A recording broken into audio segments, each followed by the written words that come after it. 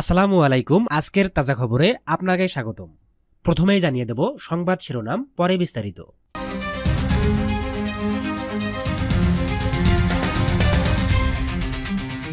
ভারত পাকিস্তান যুদ্ধের খবর। আমরা 1971 সালের যুদ্ধের প্রতিশোধ নিয়েছি, বললেন পাকিস্তানের প্রধানমন্ত্রী। আগে কুকুরের মুখে ছিলাম, এবার বাঘের মুখে, বললেন বিএনপির স্থায়ী কমিটির সদস্য মির্জা আব্বাস। আরও জানিয়ে দেব জুলাই কারো বাপদাদা সম্পত্তি নয়, বললেন নূর। এদিকে পিএসএল দিয়ে 6 মাস পর মাঠে ফেললেন সাকিব আল হাসান। এতক্ষণ সংবাদ শিরোনাম শুনছিলেন, এবারে বিস্তারিত।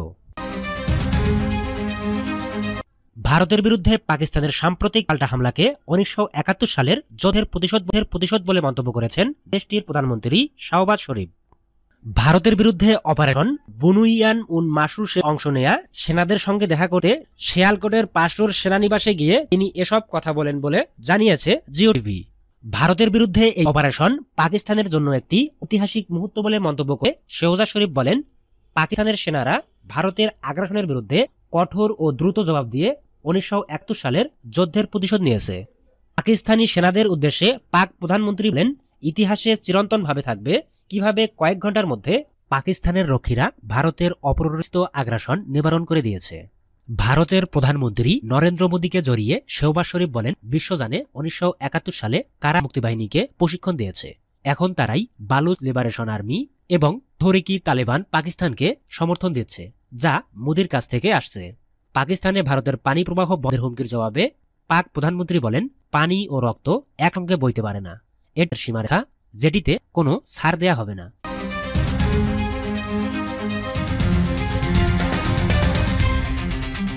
এদিকে বিএনপি সমাবেশে মির্জা আব্বাস বলেন, আগে কুকুরের মুখে ছিলাম, এখন বাঘের মুখে। সংবাদ সম্মেলনে বিএনপির স্থায়ী কমিটির সদস্য মির্জা আব্বাস বলেছেন, এই সরকারের বিরুদ্ধে পত্রিকা, অনলাইন, টিভি মিডিয়ায় কোনো সমালোচনা নেই। আওয়ামী লীগের আমলে দেশে স্বাধীনতা সার্বভৌমত্ব ছিল না, এখনো একই অবস্থা। আগে কুকুরের মুখে ছিলাম, এখন বাঘের মুখে পড়েছি আমরা। তাই দলীয় কর্মীদের সস্তা থাকতে হবে। এই সরকারের কাছ থেকে আমাদের নির্বাচন আদায় করে নিতে হবে। বৃহস্পতিবার বিকেলে কুমিল্লা শিল্পকলা একাডেমিতে বিএনপির সদস্য ফোরাম নবায়ন ও বিচারণ কর্মসূচি উপলক্ষে আয়োজিত অনুষ্ঠানে প্রধান অতিথির বক্তব্যে তিনি একথা বলেন। মির্জা আব্বাস বলেন, এই সরকারের হাতে দেশের স্বাধীনতা সার্বভৌমত্ব নিরাপদ নয়। গত 8 মাসে 90,000 কোটি টাকা পাচার হয়েছে। আগে আমরা কুকুরের মুখে ছিলাম, এখন কুকুর থেকে বাঘের মুখে পড়েছি। বিএনপি এই নেতা বলে নির্বাচন আমাদের ন্যায্য পাওনা, জনগণের ভোটের অধিকার আমাদের ন্যায্য অধিকার, সেটি আমরা বুঝে নিতে চাই।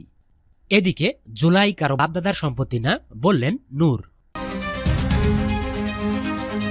গণ অধিকার পরিষদের সভাপতি ও ডাকসুর সাবেক ভিপি নুরুল হক নূর বলেছেন, জুলাই গণঅভ্যুত্থানকে কেউ তারা তাদের রাজনৈতিক ধান্দাবাজির হাতিয়ারে পরিণত করতে যাচ্ছে।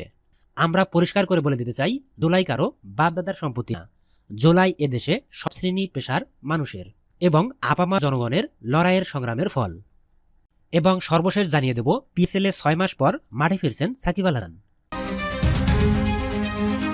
গত বছরের নভেম্বরের পর স্বীকৃত ক্রিকেটে আর মাঠে নামা হয়নি সাকিব আল হাসানের।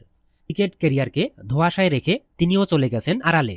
তবে 6 মাস পর আবার তাকে ক্রিকেট খেলতে দেখা যাবে। আজ পাকিস্তান সুপার লিগের দল লাহোর কালন্দাজ সামাজিক যোগাযোগ মাধ্যম বার্তায় জানিয়েছে, সাকিব তাদের দলের হয়ে টুর্নামেন্টের বাকি অংশ খেলবেন। 17 মে ইসলামের সঙ্গে যোগ দেবেন তিনি। পরের দিনে লাহোরের ম্যাচ আছে। ফ্রাঞ্চাইজিটি জানিয়েছে, হাতে চোট পাওয়া ডেরিল মিচেলের বদলি হিসেবে সাকিবকে নেওয়া হয়েছে। এদিকে পাকিস্তানের গণমাধ্যমে পাঠানো লাহোরের অনুষ্ঠিত বিবৃতিতে সাকিবের মন্তব্য যুক্ত করা হয়েছে। বাংলাদেশ দলের সাবেক অধিনায়ক বলেছেন, এই মৌসুমের জন্য পিএসএলে যুক্ত হতে পেরে আমি খুবই খুশি।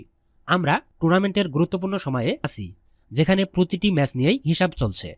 এটা এমন টুর্নামেন্ট যা দেখতে আমি পছন্দ করি। এখন আমি মাঠে খেলার জন্য মুখিয়ে আছি।